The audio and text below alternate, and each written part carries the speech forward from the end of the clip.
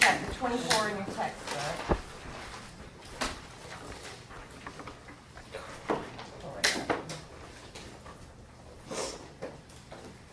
So up until now, we've talked about things, disorders that we're working on trying to fix. Most people realize they have them. They understand, if I'm bipolar, I recognize I have bipolar.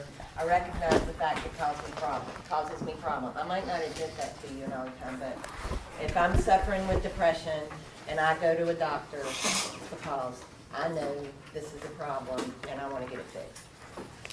With personality disorders, in general, people don't think there's a problem. So a lot of these that we're going to talk about, they may never even go to the doctor. So you may never ever see some of these personality disorders being treated for the personality disorder. Does that make sense? Like, if you're on the mental health unit, you're probably, a lot of these, you're just not going to see the patient coming in with them. Trying to get to the page.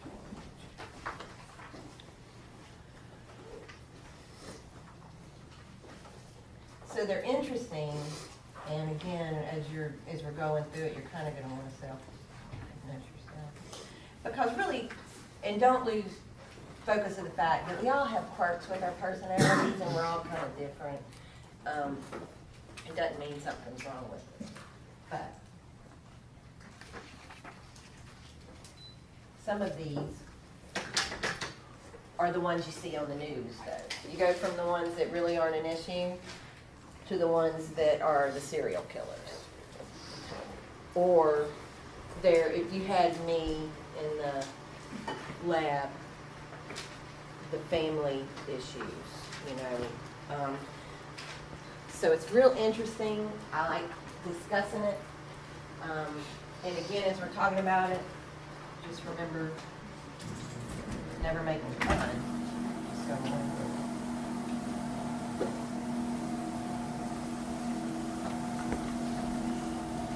So again, it's chapter 24 in your book. It starts on page 458.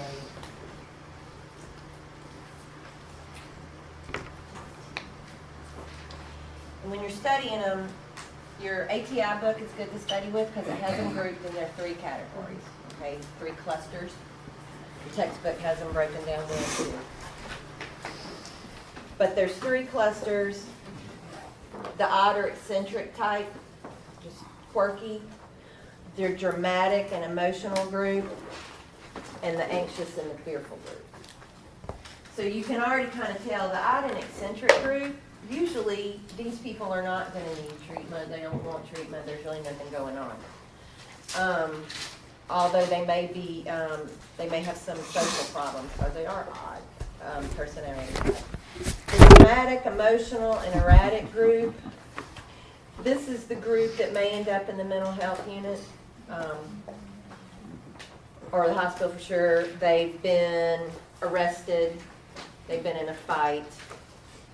They attempted suicide.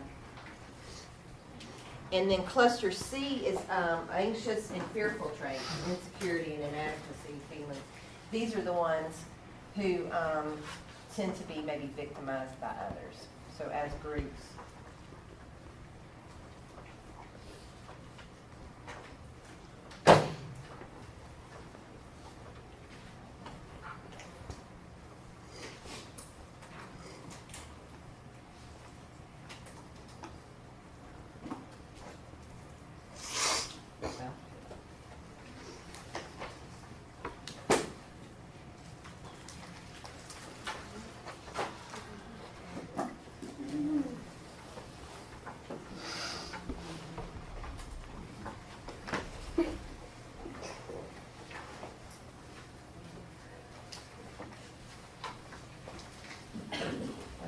Trying to get that hooked up on break and we'll go over some questions together, but for now I'm just going over the PowerPoint.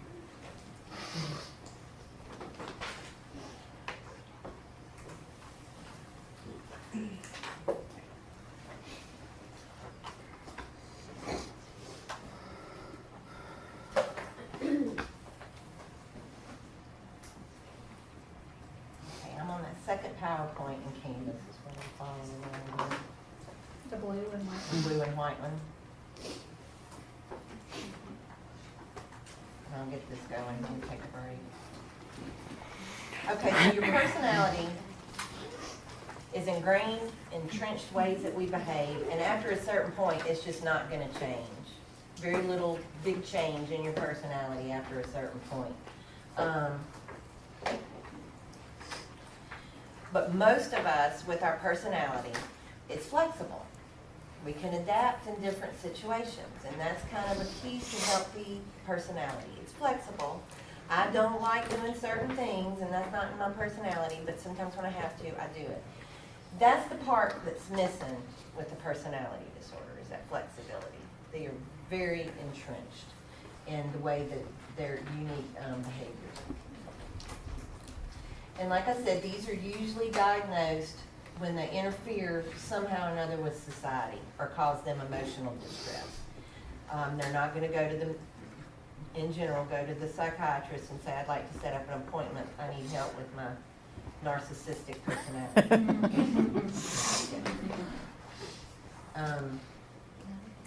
These maladaptive behaviors, their inability to adapt, can be traced back a lot of times to childhood or adolescence.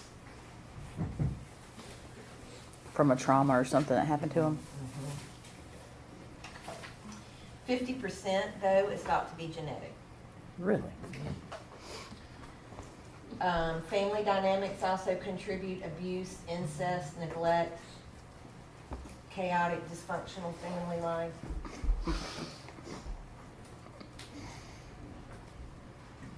Probably all gonna have an issue then. Usually it becomes apparent, a personality disorder kind of becomes apparent in adolescence a lot of times. And they don't really see their behavior as undesirable or anything wrong with it. So as, you know, treating it doesn't even seem like an option because that person's like, that's the way I am.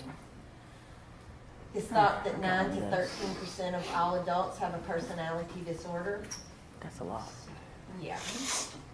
9 to 13, so at minimum, that's 10 of us in here.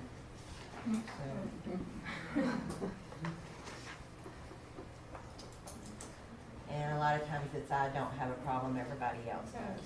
So slide 7 lists the 10 personality disorders on that PowerPoint. And we'll just go through them one by one. And while we're going over them, they're gonna kind of run together for you, but we'll just kind of hit the high points, and just when you get home and you're studying, you can go over them a little bit more. But also keep in mind, a lot of people kind of don't like to group the personality disorders so concretely because they think there's a lot of overlap, you know. But in general, these are the 10. And these are the 10 that are in the DSM-5, okay, the Manual of Mental Health Diagnosis. Paranoid is the first.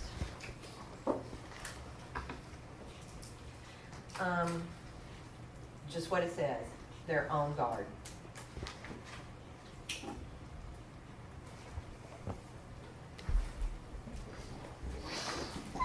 They also hold grudges. They are gonna get even with you. They hold on to grudges for forever, and they're very paranoid that somebody else is going to hurt them. So obviously, one of the problems here is they're unable to form an intimate relationship. They just can't trust.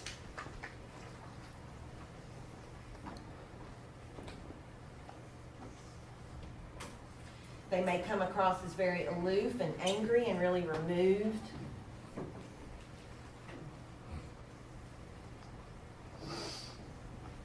If you work with somebody like this, everything that comes from administration, they're suspicious of. They feel like they're being monitored as an employee. They're distrustful of any information.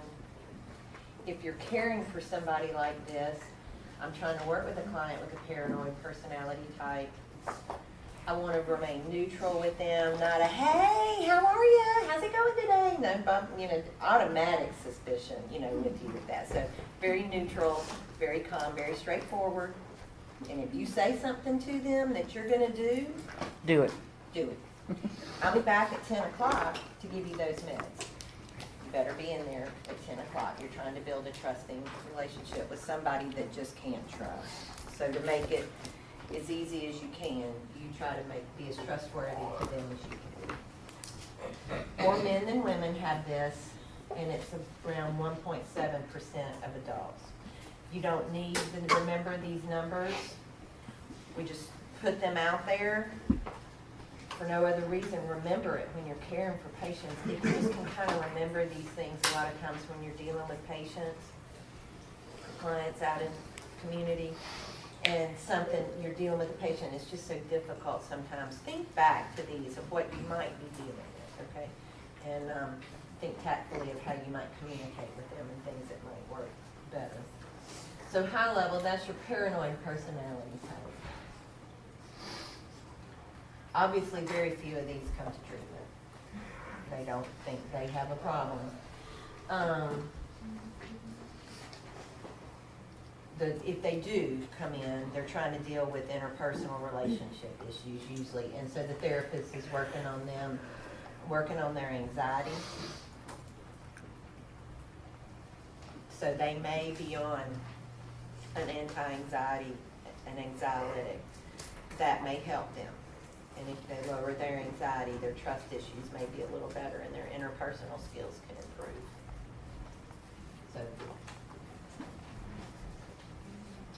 if they are in therapy though, it may go fine, but they may distrust the therapist and end up being angry at the therapist. It could happen to you too as the nurse. End up with outbursts against you because of some perceived thing that you did to them. Especially since you're in the room a lot, you're telling them what to do. You're kind of an authority figure. So.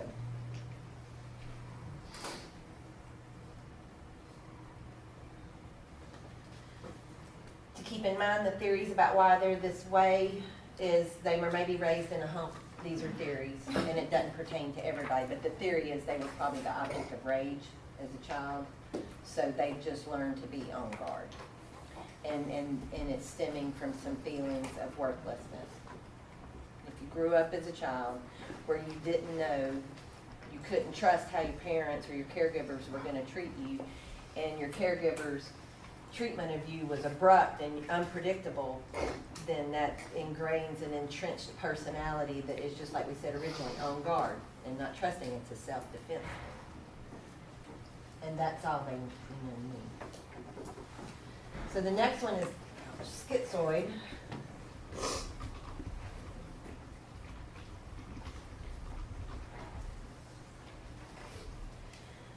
They have extreme difficulty relating to others, and they pretty much lack social relationships or close relationships.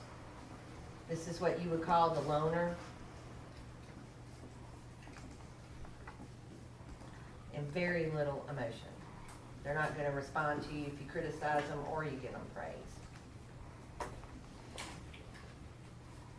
It's about 1% of society. More men than women. And again, when we're going over this, it's not to compartmentalize people, but this is the type person that is happy in a job like as a night watchman, sitting watching and not having to deal with people. Working with some type of machinery or something where they're not interacting with the public all day long.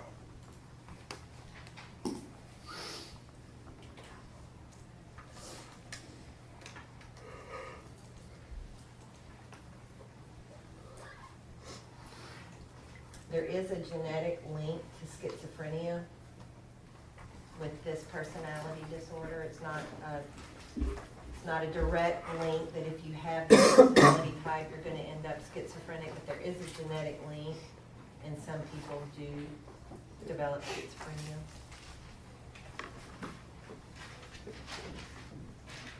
Again, it goes back to early childhood development. They think it's been linked to abusive parents.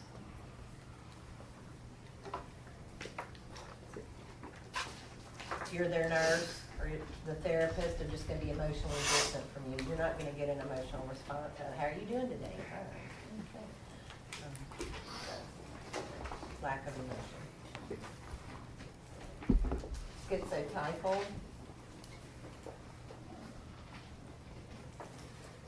Again, socially withdrawn with few friends.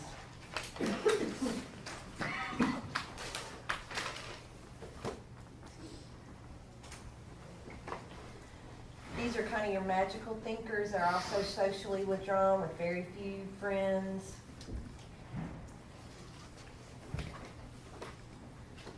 This is linked to schizophrenia, some of the same biological factors, and it's linked with some mood disorders, so depression and bipolar. And when you talk about schizotypal being magical thinkers, it's kind of they think it's going to happen. You can see why that might be closely linked with actually going into schizophrenia, where you have problems with being in touch with reality. Odd speech, odd dress, they're kind of in their own little world. Inappropriate affect, you're acting the way you should for the situation. They may giggle when something is like sad. Again, kind of just thinking their own thing. Strange beliefs and things that are just not supported by reality.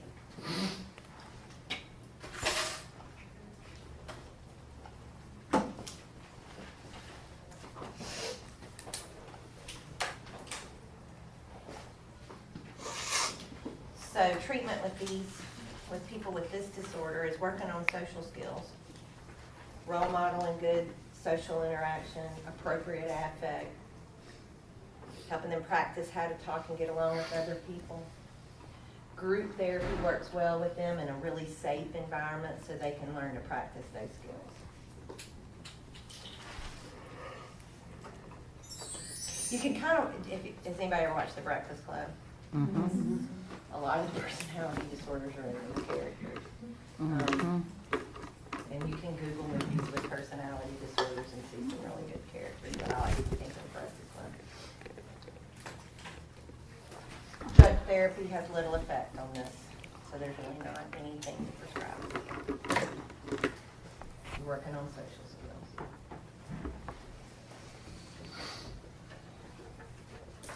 Histrionic.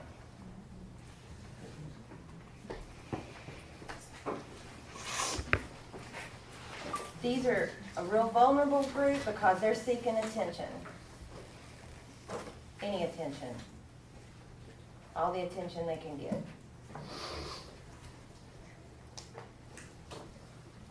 This is still an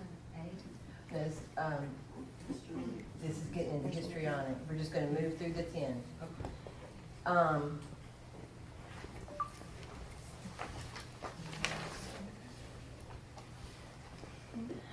These people, if they are in your unit, they may have like depression or something, and if they're in a mental health unit, they're very vulnerable because they do want the attention so badly. Just way to the extreme, and they met you last week, and you're just their best friend, and they just over-attach. These are also the clients you may need to check what they have on before they go to group therapy. They could be dressing inappropriately. You literally need to protect them from the other group so that they're not just made fun of or taken advantage of by someone.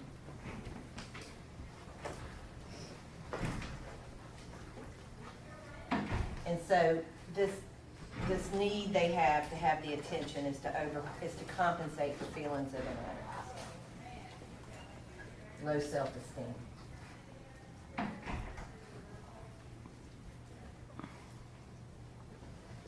The thought process here is they had an unhealthy relationship with their parents where they just didn't get the normal attention they needed.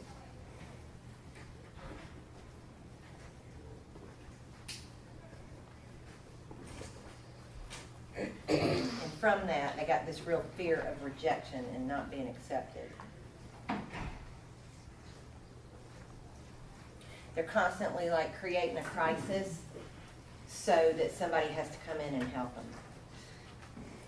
And as a nurse, you'll see if you have this personality type, it's the one that you're getting ready to discharge them and suddenly they have a crisis. you know, you've got all the discharge paperwork written up, you're getting everything done, and you come in the room and they're on the phone with the family member, because maybe family wasn't there, maybe they weren't getting the attention they needed, and they're on the phone, there's some big crisis, and they're waiting for some family to come and give them some attention. And when you remember where it's coming from, it's really sad. I mean, they're ready, they just go around with disruptions or putting themselves out there inappropriately, just so wanting some attention. And they're going to want it from you as the nurse, you know. So you may, every time you go in the room, it be a new something that's, how are you doing today? Oh, it's awful. What's awful? You got to assess it, though, you know. It's the OB that comes in once a week, and something's wrong. When it may just be their significant other and give them the attention they feel like they need, so they have a crisis. So.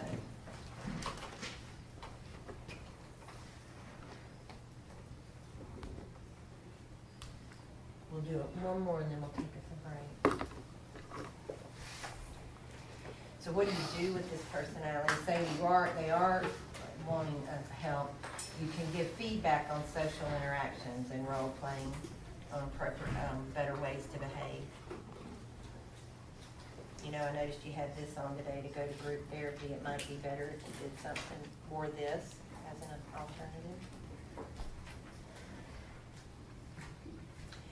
Help them explore what is good about themselves. If they're in therapy, that's one of the things you're going to be wanting to do. Let's explore what you are happy with about yourself. Let's identify your strengths, because in their mind they don't really have any. And they're good at passive aggression. You know, a passive person, passive behavior. Well, do you want to go eat at the Mexican restaurant? Oh, I don't care, whatever you want. That's passive. Aggressive, do you want to go eat at the Mexican restaurant? No, you always pick where we go eat. I don't want to go eat where you want to eat. I want to pick where we eat just once. And then passive aggressive, that makes you lose. But passive aggression is just lose. Well, I don't want to. We always do what you want to do. It's never to where what they say works for both of you. They're going to make sure we're both unhappy. I'm going to go to the restaurant I don't want to go to, and I'm going to make you feel bad about going. You find yourself at the restaurant, and it's just miserable. So I lost because I had the opportunity to say where I wanted to go eat, but I didn't take it. And then the person I'm with lost too, because I'm going to make sure they're miserable. So that's passive aggression. Lose. And patient. Yeah. It's funny, I think, because we're all like that.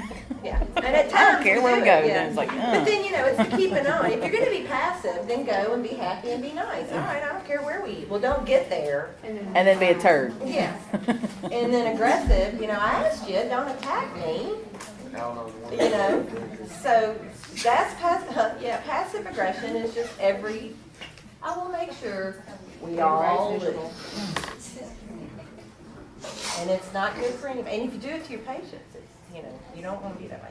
So what you want to teach people is assertiveness. I don't need to be aggressive. I don't need to be passive. I just be assertive. Well, you know what? That's last time we went to eat, you picked, I really don't like that restaurant very much. Could we maybe go here? That's assertive. Oh, and then that person has the opportunity to say, I like that restaurant. We'll go there. I mean, that's a simplified explanation of it, but it's the root of a lot of problems with people. So when you teach them assertiveness, it's like when you tell somebody, well, have you asked, you know, I was thinking about going on vacation this summer. I was thinking about going to Gulf Shores. And then they say something like, vague, like, I can't think of a good example. They ask you some question that's off the wall. They don't want to go to Gulf Shores. But instead of saying, I don't want to go to Gulf Shores, they beat around the bush. You know, or somebody will ask you, are you working tomorrow? That may not really be what they want to know. And instead of saying, I really like working with you tomorrow, would you rather be charge nurse than me? Just come out and say what you want. Teach patients to be assertive And we have to work on that too, because a lot of times we'll say something that's really not what I'm asking. But I don't have the assertiveness. So Kind of beat around the bush for a you while. kind of beat around the bush. And so with this personality type, you want to work on them with assertiveness training. Well, what do you really mean? What do you really want? Because you think if you're so deeply dissatisfied with yourself on a subconscious level because of things that happened to you as a child and you don't think you're worthy, then you have a real problem thinking it's okay to say, I need this or I want this. So instead you spend your time trying to manipulate and get it. Okay. So with that, let's take us a quick break. Go ahead and stay, take a break.